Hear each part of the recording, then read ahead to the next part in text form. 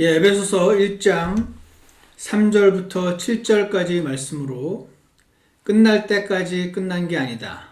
끝날 때까지 끝난 게 아니다. 라는 제목으로 하나님 말씀을 나누겠습니다. 예전에 언젠가 제가 어떤 분에게서 들었던 아주 인상적인 말이 하나 있습니다. 제가 이렇게 말했을 때 이분이 답변을 하셨던 건데 어떻게 말했었냐면요. 형제님은 지금 주님과 그분의 몸인 교회를 신실하게 섬기고 계시니까 나중에 상 많이 받으실 것 같아요. 그랬더니 목사님, 나중 말고 지금 어떻게 좀 돈다발을 쏟아 부어주시면 안 될까요? 이런 말을 하셔서 제가 그때 빵 터졌습니다. 이게 농담이셨는데 진실이 약간은 섞여 있는 듯한 농담이라고 느껴지면서 참 솔직한 많은 크리스찬들의 원함을 적나라하게 이렇게 말로 표현하신 것 같다라고 생각한 적이 있습니다. 여러분은 솔직히 지금같이 이렇게 코로나로 인해서 경제적인 위기가 닥치고 정신적인 스트레스가 커지고 육체의 연약함이 극심한 이런 상황에서 여러분은 정말 당장 눈앞의 이 팥죽 한 그릇 돈다발보다 나중에 누리게 될 장자권, 보상, 통치 이게 더 좋으신가요?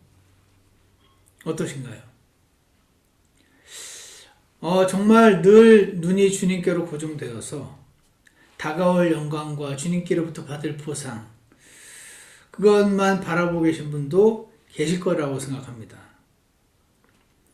하지만 안 그런 분들이 훨씬 많지 않을까? 이 눈앞의 처절한 현실 앞에서 좀 전에 하셨던 이 자매님, 형제님의 말씀은 너무 솔직한 말 아닌가 하는 생각이죠. 그래서 제가 이분 말을 생각해 보면서 제 안에도 없지 않은 이 생각을 보면서 예전과 다르게 에서 있잖아요. 에서 그 팥죽 한 그릇 먹으려고 장제권을 야곱에게 팔아버렸던 그 에서, 이 에서를 너무 그렇게 한심히 여기면 안 되는 거 아닌가? 너무 막 왜 저러나 몰라 쟤는 그렇게 미워하면 안 되는 거 아닌가? 내 모습이 저기 있네 하는 생각 저는 잠깐 해본 적이 있습니다. 나는 정말 나중에 천년왕국에서 주 예수님과 함께 통치하는 그 통치에 참여하는 거, 그래서 잘했다 착하고 신실한 종아, 그 말 듣는 것이 정말 지금 당장 돈다발이 떨어지는 것보다 더 실제적이고 더 확실한 약속의 말씀으로 믿고 있는가, 오늘 이 부분을 좀 살펴보려고 합니다. 제게 그 친척들 가운데 큰이모 딸 이종 사촌이죠. 누나가 하나 있는데 이 누나가 1986년 아시안 게임에서 볼링으로 나가서 금메달을 땄어요. 금메달리스트가 됐어요. 그 이후에도 이제 보니까 88년도 올림픽에서도 그게 이제 시범 종목인가로 선정이 돼가지고 거기서도 금메달을 땄던 것 같기도 하고, 하여튼 그 이후에도 볼링을 이제 워낙 잘하니까 대회란 대회마다 다 나가서 막 상이란 상은 다 휩쓸고 막 그러더라고요. 주변에서는 와 저게 연금이 얼마야 그러면서 부러워하기도 하고요. 어릴 때부터 원래 체격이 컸거든요. 운동도 잘하더니 결국은 이제 그렇게 됐더라고요, 나중에. 근데 이렇게 되기까지 우리가 모르는 이제 많은 연습이 있었겠죠. 그것을 제가 추측하게 만들었던 사건이 하나 있는데, 이 누나가 이제 나중에 은퇴한 뒤에 저희 집에 잠깐 살았던 적이 있어요. 그때는 이제 은퇴를 하고 나서 서울대 체육학과 이런 데 가서 강의도 하고 또 여러 다른 학교나 다른 단체 가서 강의도 하고 뭐 그러던 때였는데 아침에 몇 시에 나가야 된다고 그러면서 제 아내한테 좀 깨워달라고 그렇게 해가지고 이제 알람을 맞춰놓고 제 집사람이 이제 아침에 언니 그러면서 이제 방에 들어가서 깨우려고 하는데 꼭 안 자고 있었던 사람 마냥 언니 하면 응 하면서 일어나는 거예요. 벌써 뭐 알았어 뭐 이런 게 없고 언니 하면 하고 벌떡 일어나더란 겁니다. 그래서 너무 놀랬다고 제 집사람이 얘기하더라고요. 왜냐면 예전에 이 누나 안 그랬거든요. 저랑 같이 어릴 때 밤새 만화책 빌려보고 밤늦게 일어나고 막 그랬었거든요. 아침에 막 이불 속으로 들어가면서 조금만 더 막 했던 이 누나가 운동선수가 돼서 국가대표가 돼가지고 태릉 선수촌에 들어가서 어떻게 훈련을 받았는지 어떻게 생활을 했는지 모르겠는데 은퇴한 이후에도 누나 그러면 하고 벌떡 일어나는 그런 완전히 달라져 있었던 것을 본 적이 있어요. 여러분 여기서 제가 질문을 하나 드리겠습니다. 제가 지금 왜 이 이야기를 여러분께 드렸을까요? 얼마나 열심히 연습하면 금메달을 땄겠냐 그 말을 하려고 한 게 아니고요. 이거보다 훨씬 더 단순한 거 말씀드리려고 지금 얘기를 했습니다. 뭐냐면 올림픽에 나가서 금메달을 따려면 먼저 국가대표로 뽑혀야 되는구나 그 얘기하려고 이렇게 길게 얘기했습니다. 여러분 올림픽이나 아시안게임이나 이런 대회에 나가서 나라를 대표해서 시합에 나가 그 경쟁하는 다른 나라 선수들과 싸워서 이겨서 금메달, 은메달, 동메달 막 이렇게 거는 영광을 누리려면 필수적으로 해야 되는 일이 하나 있는데 그것은 바로 국가대표를 먼저 뽑히는 겁니다. 그죠? 여러분이 아무리 동네에서 날고 기고 동네 스케이트장을 아무리 주름 잡아도 쇼트트랙에서 금메달을 못 따는 이유는 국가대표를 안 뽑혔기 때문인 거죠. 여러분이 아무리 볼링을 잘 치고 막 어떤 때는 에버리지가 국가대표 선수보다 더 높게 나와도 당신이 금메달을 못 따는 이유는 아직 국가대표를 안 뽑혔기 때문이 그렇습니다. 되게 당연한 말이죠. 여러분 경기장에서 메달을 따려면 국가대표가 돼야 된다. 이것은요. 나중에 주 예수님과 함께하는 통치에 참여하게 되면 먼저 구원받아야 된다. 이 말과 같습니다. 오늘 우리가 읽었던 에베소서 1장 7절 보시면 그 사랑하시는 자 안에서 우리가 그분의 풍성한 은혜에 따라 그분의 피를 통해 구속 곧 죄들의 용서를 받았도다. 이 세상에는 두 종류의 사람이 있어요. 예수님의 피를 통해 구속을 받은 사람, 죄 용서를 받은 사람, 아직 안 받은 사람. 경기장으로 치면 두 종류의 사람들이 있는 거죠. 국가대표로 뽑혀서 경기장에 일단 들어간 사람과 그 경기장 밖에 있는 사람. 두 종류의 사람이 있는 거죠. 우리가 예수 그리스도를 믿고 거듭나는 순간 우리는 국가대표 선수로 뽑히는 영광을 얻게 된 것과 동일합니다.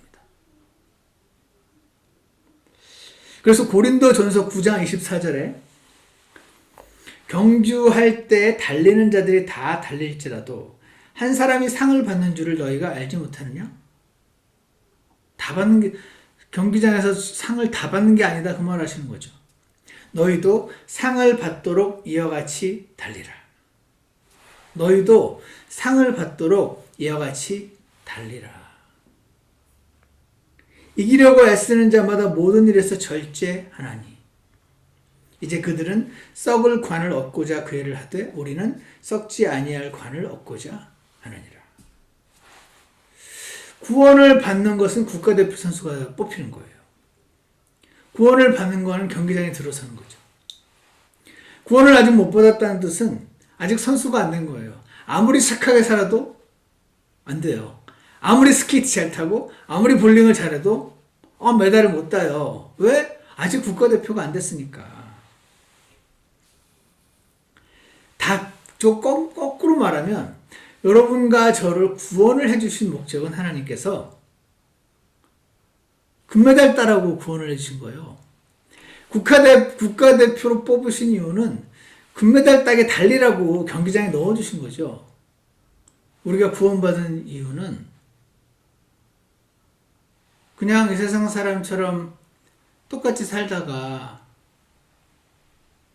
나중에 죽어서 가는 목적지만 달라지게 그렇게 하려고 우리를 구원하신 게 아니고, 오늘 본문을 보면 국가대표로 뽑으신 목적은 경기장에서 상을 받고자 합니다라는 말씀을 오늘 본문에서 말씀하고 계십니다. 사랑하는 여러분, 이제부터 제가 잠시 동안 오늘 본문이 진짜 그걸 말하고 있는지 한번 살펴볼 텐데요. 여러분과 제가 지금 살고 있는 이 세상이 경기장이라고 느껴지십니까? 여러분이 지금 매일 나가고 있는 그 직장이 경기장인 거 느껴지십니까? 일터가. 여러분이 지금 있는 그 집안이 지금 하나님 나라를 향하고 있는 올림픽 경기장으로 느껴지십니까? 잘 안 느껴지지 않으십니까? 여러분과 저는 이 경기장에서 뛸 수 있는 국가대표로 뽑힌 사람들이라는 것을 오늘 기억을 하기를 원하고요. 물론 그것만으로도 엄청 영광스러운 거죠. 일반 선수들이 아무나 다 국가대표로 뽑히지 않잖아요. 그러니까 국가대표로 뽑히는 것, 즉 구원받는 것 자체도 놀랍고 영광스러운 거 맞죠. 하지만 그것은 원래 하나님의 큰 그림 안에서의 계획의 시작에 불과하다. 너무너무 중요하고 크고 중요한 시작이긴 하지만 진짜 목적은, 선수로 뽑은 목적은 상밖에 달리게 하고자 합니다 하는 것을 오늘 기억하게 되었으면 좋겠습니다. 오늘 본문 에베소서 1장 3절 보시면은요, 하나님 곧 우리 주 예수 그리스도의 아버지를 찬송하리로다. 그분께서 그리스도 안에서 하늘의 처소 들어있는 모든 영적인 복으로 우리에게 복을 주셨다. 이미 다 주셨다. 여러분과 제가 받아야 될 복을 다 주셨다라고 말하고 있어요. 다 주셨다. 영적인 복을 주셨다. 돈다발 떨어지는 복은 안 주셨는데, 건강해지고 부자 되고 하는 복은 하나님의 그 크신 계획 안에서 누구에게 주실 수도 있고 안 주실 수도 있는데, 영적인 복은 다 주셨다. 지금 그 말을 하고 있는 겁니다. 여러분, 이 말 막 너무 좋아 막 그렇게 되십니까? 잘 안 되지 않습니까? 별로 와닿지 않는 말로 느껴질 때가 있습니다. 하나님, 나중에 천년한 곳의 통치, 그거 말고요, 지금 돈다발을 내려주시면 안 될까요? 하나님, 나중에 주님과 통치하고 잘했다 착하고 신실한 종을 10고을을 다스려라, 5고을을 다스려라, 그거 말고요, 지금 이사로 승진하게 해 주시옵소서. 지금 건강해지게 해 주십시오. 저기 깊숙한 마음 속에 지금 제가 너무 하고 싶은 건데 그거 좀 주시면 안 될까요? 이런 마음이 있음을 깨닫게 되는 날 우리는 알게 되죠. 내가 이 팥죽 한 그릇을 장자권보다 더 사실은 좋아하는 애서네. 애서와 다르지 않구나 하는 것을 깨달을 때 오늘 우리는 이 말씀을 기억하기 원합니다. 히브리서 12장 16절에 음행하는 자나 혹은 먹을 것 한 조각을 위해 자기의 장자권을 판 에서와 같이 속된 자가 있지 아니하게 하려 함이라. 이런 자를 속된 자라고 합니다. 속된 자. 거룩한 자도 아니고 죄인도 아니고 속된 자. 이 세상의 어떠함만 머릿속에 들어와 있는 profane person, 속된 자. 너희가 아는 바와 같이 17절 그 뒤에 그가 복을 상속받고자 하였으되 거절당하였으니 그가 눈물을 흘리고 염려하며 뜻을 돌릴 것을 구하였으나 그것을 찾지 못하였느니라. 이렇게 말씀하고 계세요. 여러분, 하나님께서 우리의 눈을 열어주셔서 우리에게 주신 영적인 복들을 제대로 보고 느끼고 감사하고 크게 볼 수 있는 은혜를 허락해 주셔서 여러분과 제가 속된 자 에서처럼 나중에 눈물을 흘리고 후회해도 소용없게 된 그 사람처럼 하나님 앞에 발견되지 않았으면 좋겠습니다. 근데 4절을 보세요. 에베소 1장 4절에 보시면 영적인 복을 다 주셨다면서 곧 우리가 사랑 안에서 자신 앞에 거룩하고 흠이 없게 하시려고 세상의 창건 이전에 구분 안에서 우리를 택하셨다라는 말씀을 하고 있습니다.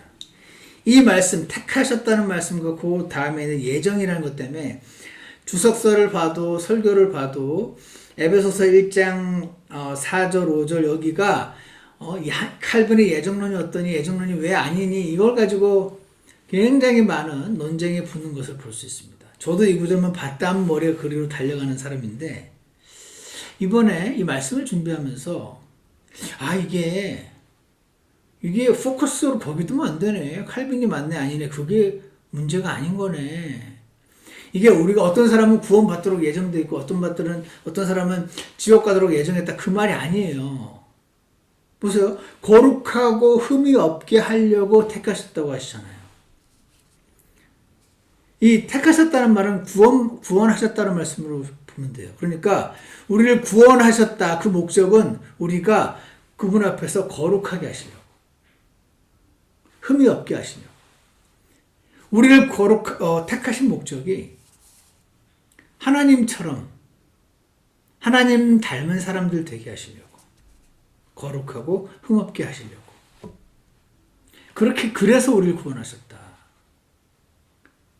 그래서 날 구원하셔서 내가 하나님의 형상으로 거룩하고 흠없는 모습으로 되어야 하니 때로 어려움들을 허락하시고 가슴 아픈 상황들을 허락하셔서 우리를 빚어가시는 중이구나 하는 것을 알 수가 있죠. 나는 지금 거룩을 향해서 즉 주님을 닮아가는 과정 가운데서 지금 경주를 달리도록 하셨구나 하는 것이죠. 그 말이 4절 사랑 안에서 자신 앞에 거룩하고 흠이 없게 하시려고 세상의 창건 이전부터 나중에 갑자기 세컨 옵션으로 플랜 B로 하신 계획이 아니다. 원래부터 그렇게 계획하셨다. 어떻게? 그분 안에서 우리를 예수님 안으로만 들어오면 우리를 구원하시기로 하신 그 이유는 그런 우리를 결국은 거룩하고 흠없는 모습이 되게 하려고 결국은 상 받게 하시려고 구원의 목적이 보상과 상이다. 선수로 뽑은 목적이 금메달, 은메달, 동메달이다. 그 얘기를 지금 1장 4절에서 하고 있는 겁니다. 그렇게 보이십니까? 5절도 보세요.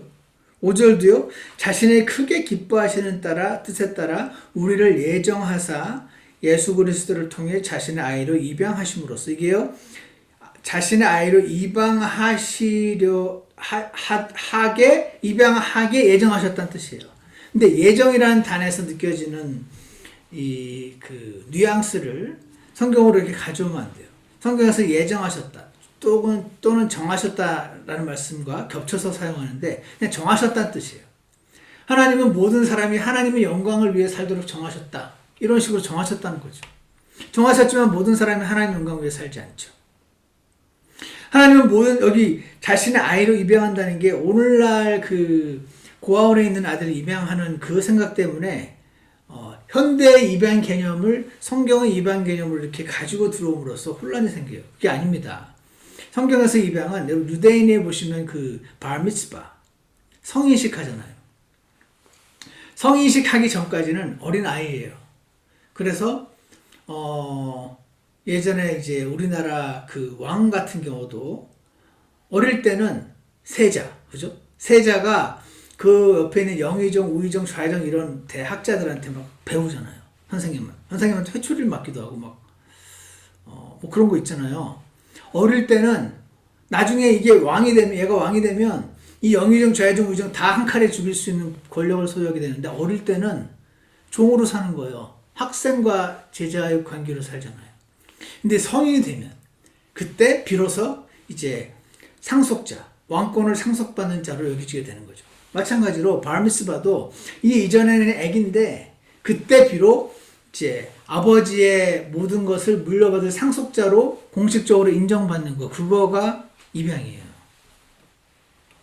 이해가십니까? 다시 말해서 하나님이 우리 모두를 구원하셨잖아요. 우리 모두가 상속자가 되게 정하셨어요. 그렇지만 모두가 상속자가 되지는 않는 겁니다. 물론 상속자라는 말 안에는 두 가지의 개념이 있어서 어떤 상속은 구원받았다, 자녀가 되었다는 이유만으로 저절로 받게 되는 상속이 있긴 하지만, 다시 보세요. 5절. 자신이 크게 기뻐하시는 뜻에 따라 우리를 예정하셨는데, 구원받은 이들을 어떻게 되게 예정하셨다고요? 입양, 상속자로 예정하셨다는 거예요. 여러분과 제가 상속자가 되게 정하셨다는 거예요. 구원만 받고 이 세상 사람처럼 그냥 걱정하고 기뻐하고 자식 키우고 자식 잘 되면 좋고 그렇게 살도록 예정하지 않으시고 상속자가 되게 예정하셨다는 거죠. 선수로 금메달을 따는 사람이 되게 예정하셨다는 겁니다. 이해가십니까? 통치자가 되게 하려고 예정하셨다는 거죠. 통치자가 되게 하려고 예정하셨지만 모두가 통치자가 되는 건 아니에요. 또 6절 보십시오. 자신의 은혜의 영광을 찬양하게 하셨느니라. 은혜의 영광을 찬양하게 하셨다. 제가 이 말씀을 이번에 묵상을 좀 해봤어요. 은혜의 영광을 찬양하게 하셨다. 이 말이 여러 번 나옵니다. 은혜의 영광을 찬양하게 하셨다. 하나님의 은혜를 찬양하게 하셨다. 이게 무슨 말인가? 아, 이게 그거구나 하고 생각을 주시더라고요. 무슨 말이냐면, 지난주에도 제가 설교 시간에 잠시 언급을 했는데, 우리 안에 그런 게 있잖아요. 누군가가 내게 뭔가를 부탁했을 때, 그 부탁했던 것들을 들어줬을 때, 그 사람이, 아, 당신 최고! 아내가 굉장히 에르메스, 제가 아는 제일 비싼 건 에르메스인데, 더 비싼 게 있는지 모르겠습니다. 하여튼, 에르메스 허미스, 백을 하나에 3천만 원짜리 백을 너무 갖고 싶어하는 아내가 있는데 남편이 탁 사줬을 때 당신 최고 이거 있잖아요. 당신 최고. 당신이 나 이거 해준 거 너무 좋아. 너무 고마워. 최고. 이게 은혜의 영광을 찬양하는 거예요. 이해가십니까? 아빠 최고.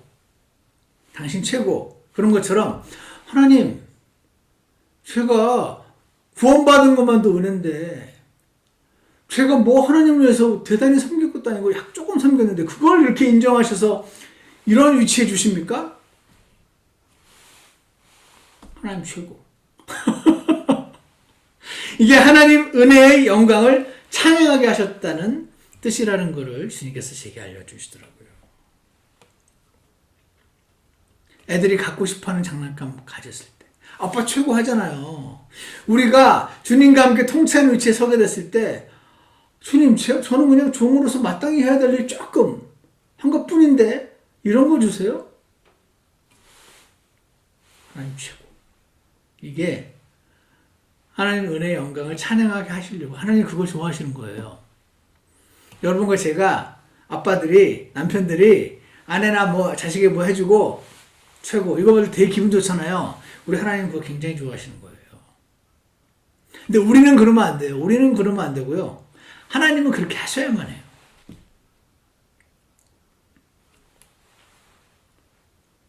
사랑하는 여러분. 그래서 우리를 구원하시고 선수를 뽑으신 다음에 우리가 좀 달렸다고 상 주시고 우리가 하나님 최고 은혜의 영광을 찬양하게 하실 때 하나님께서 그 영광을 받으시고 기뻐하시겠다 지금 그 말씀하시는 겁니다.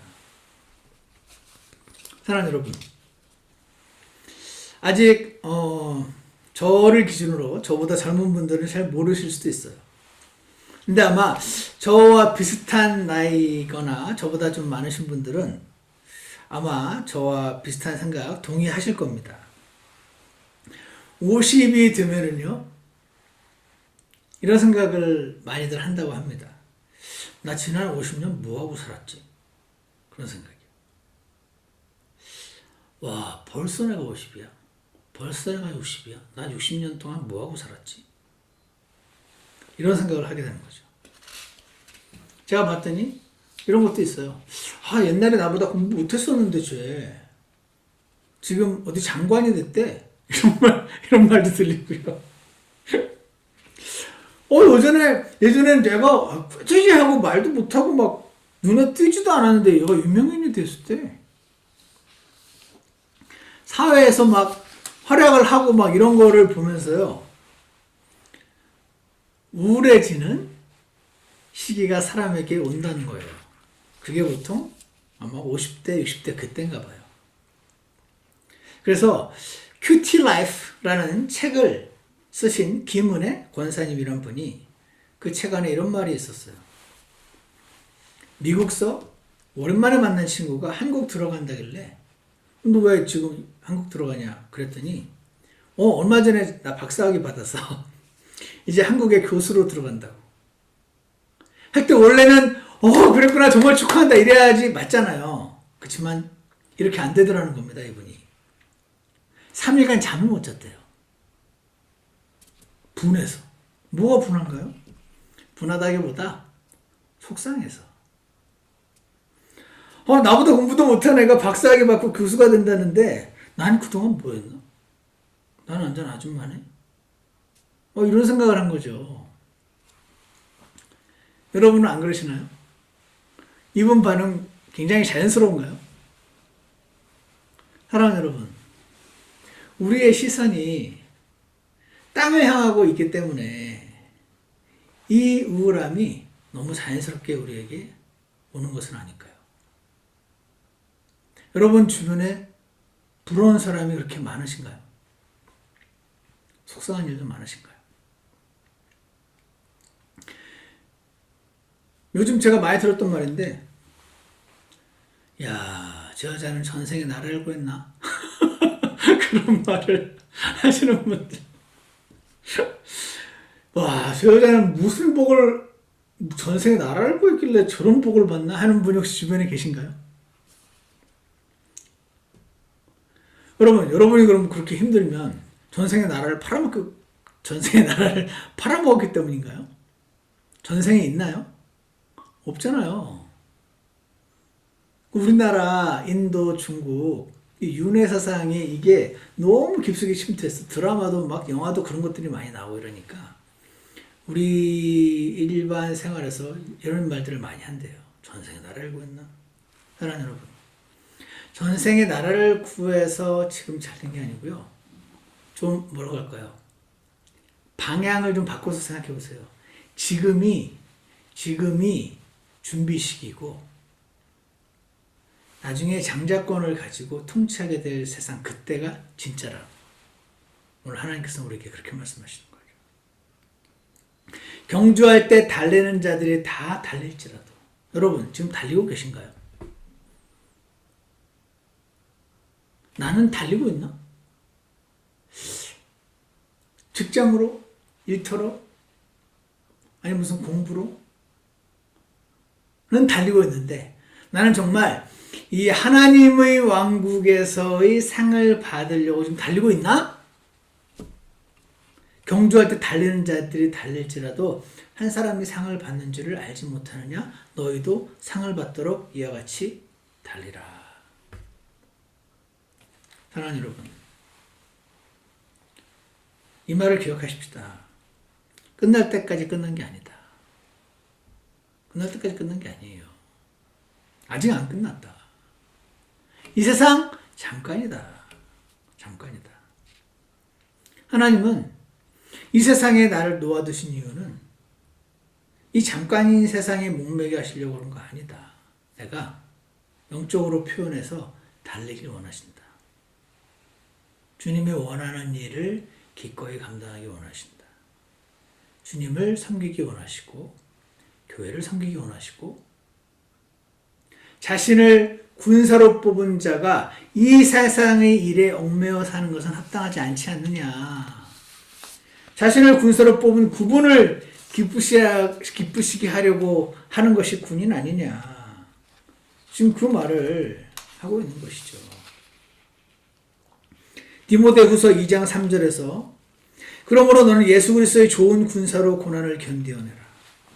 전쟁을 하는 어떤 사람도 이 세상의 삶의 일에 얽매이지 아니하나니 이것은 그가 자기를 군사로 택한 자를 기쁘게 하려 함이라.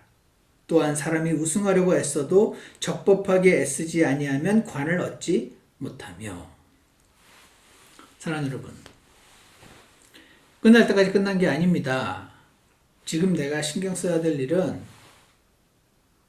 먼저 신경 써야 될 일은, 다른 이 세상의 모든 의무를 소홀히 하는 말이 아니고 먼저 신경 써야 할 일은, 나는 지금 상을 받도록 달리고 있는가 하는 것입니다. 여러분, 하나님 나라의 국가 대표 선수로 뽑히신 것을 축하드려요. 여러분과 저는 국가대표로 뽑혔어요. 이거 믿으십니까? 국가대표로 뽑혔으면 달려야 되죠. 달리고 계신가요? 넘어지셨나요? 괜찮아요. 일어나면 돼요. 이것만 하면 돼요. 넘어진 김에 여기서 살자. 경기장 수락 한복판에서. 거기서 텐트 치고 밥 해 먹고 그것만 하면 돼요. 쉰 김에 거기 경기장에서 있는 다른 사람 만나서 결혼도 하고 애기도 낳고 텐트 치고 밥 해 먹고 그게 밥이 잘 안 돼서 속상해하고 그것만 하면 되는 거죠. 예수님의 피를 통해 구속, 곧 죄들의 용서하신 이유는 나를 국가대표로 뽑기 위함이셨고, 나를 국가대표로 뽑으신 이유는 상을 받게 하시고자 함임을 오늘 기억하기 원합니다. 경주할 때 달리는 자들이 다 달릴지라도 한 사람이 상을 받는 줄을 너희가 알지 못하느냐? 너희도 상을 받도록 이와 같이 달리라. 나는 달리고 있나? 어디를 향해 달리고 있나? 주님, 제가 자식 향해서는 달리고 있고 먹고 살리고는 달리고 있는데 주님을 기쁘시게 하려고 뽑힌 국가대표로서 달리고 있지는 않은 것 같은데 주님, 제가 어떻게 하면 좋을까요? 주님, 제게 알려주십시오. 아직 안 끝났잖아요. 끝날 때까지 끝난 게 아니잖아요. 주님, 제가 어떻게 하기를 원하시나요? 이 바쁘고 살아남기도 급급해 보이는 이 세상에서 팥죽 한 그릇이 없어서 내가 미치겠는데 팥죽보다 장작보나 생각하라는 주님의 말씀을 여러분 묵상하셔서 주님이 원하시는 삶, 주님이 원하시는 마음 태도, 각자에게 조금씩 다를 수 있는 그 마음의 태도를 회복하시게 되는 저와 여러분이 되시길 축원합니다. 상을 얻도록 달리라. 끝날 때까지 끝난 게 아니다. 기억하시기 원합니다. 기도하겠습니다. 선하신 하나님 아버지, 구원을 받은 지 시간이 꽤 지나다 보니 그 옛날에 있었던 그 뜨거움이 사라지기도 쉽고 그동안 크고 작은 우여곡절을 거치면서 무언가에 안주하게 되는 저희들의 모습, 그리고 안주하는 것조차 쉽지 않아서 살아남기 위해서 너무 바쁘고 분주한 저희들을 하나님 아버지 어떻게 하는 것이 군사로 뽑은 자를 기쁘게 하는 것이며 어떻게 하는 것이 국가대표로 선수로 뽑은 자를 기쁘게 하는 것인지 주님 거기 각자에게 말씀해 주시기 원합니다. 오늘 이 말씀을 듣고 주님 앞에 나오는 자들에게 주님 한 가지 두 가지 생각들을 허락해 주셔서 지금 내가 놓치고 있는 주님 경기장에서 달려야 되는 모습이 어떤 모습이 되어야 되는지 기억하게 하시고 우리를 군사로 뽑은, 우리를 선수로 뽑은 그분을 기쁘시게 하고자 분투하는 저희가 될 수 있게 축복하여 주시옵소서. 사탄에게 속아, 세상에게 속아, 육신에게 속아 달려야 될 자들이 달리지 못하고 있으면서도 무엇이 문제인지조차 모르는 일이 없게 되도록 지금 저희를 지혜롭게 해주시고 저희 눈을 새롭게 열어주시기를 주 예수 그리스도 이름으로 기도드렸습니다. 아멘. 우리 다 같이 찬송가 678장 나는 순례자 부르시겠습니다. 678장입니다.